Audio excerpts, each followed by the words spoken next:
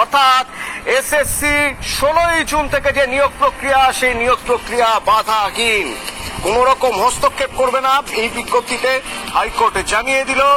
জরুরি হস্তক্ষেপের আবেদন ফিরিয়ে দিল হাইকোর্ট। অর্ণব রয়েছেন হাইকোর্ট চত্বর থেকে আমাদের সঙ্গে। অর্ণব,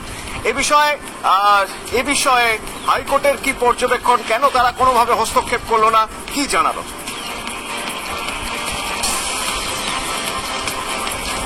দেখো, বিচারপতি সৌগত ভট্টাচার্যের বেঞ্চে দৃষ্টি আকর্ষণ করা হয় মামলাকারীদের তরফে, এবং সেক্ষেত্রে বিচারপতি সৌগত ভট্টাচার্য কোর্ট আনকোর্ট এই বিষয়টি বক্তব্যটি আদালতে জানান যে let's process going on come, এবং এর সঙ্গে বললেন in the meantime anything come matter listed on monthly list of July.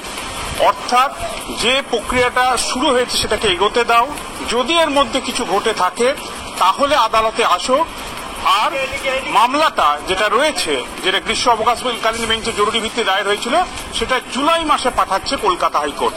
অর্থাৎ 16ই জুন অনলাইন আবেদনের মধ্য দিয়ে এসএসসির জারি করা এই বিজ্ঞপ্তিতে এই নিয়োগ প্রক্রিয়া শুরু।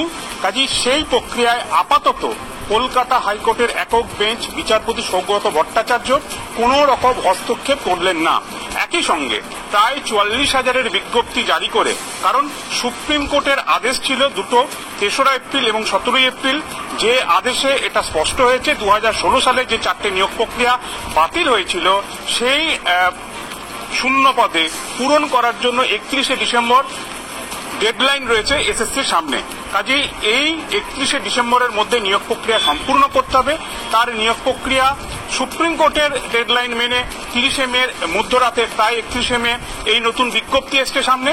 কাজেই এই বিজ্ঞপ্তির একাধিক বিষয় অসঙ্গতিপূর্ণ, সুপ্রিম কোর্টের রায়ের পরিপন্থী অভিযোগ করেছিলেন 2016 সালের মামলাকারীরা, যারা বঞ্চিত বলে নিজেদের দাবি করছেন, এবং সেই জায়গাতে দুটো তারা আবেদন করছেন যে 2016 সালের যে ঘোষিত শূন্যপদ ছিল তার সঙ্গে অতিরিক্ত শূন্যপদ কেন যোগ করা হলো, 1, আর 2, কেন রুলটা হঠাৎ করে বদলে দেওয়া হলো।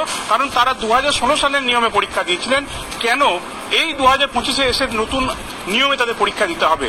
যদিও হাইকোর্ট স্পষ্ট জানিয়ে দিল আপাতত কলকাতা হাইকোর্ট কোন রকম হস্তক্ষেপ করছে না এসএসসির এই নতুন নিয়োগ প্রক্রিয়া। জুলাই মাসে মামলা শুনানি, আপাতত নিয়োগ প্রক্রিয়া চলুক। অতন, ধন্যবাদ।